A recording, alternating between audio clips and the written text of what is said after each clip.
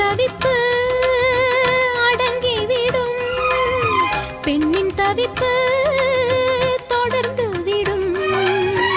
உள்ளம் என்பது உள்ள வரைக்கும், இன்ப துன்பம் எல்லாமே இருவருக்கும்.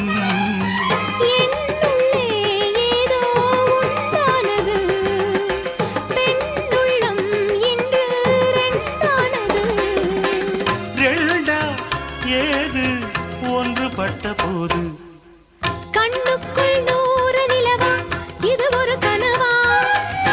கைக்குட்டை காதல் கடிதம் எழுதிய உறவா? நாணம் விடவில்லை, தொடவில்லை, ஏனோ விட இன்னும் வரவில்லை.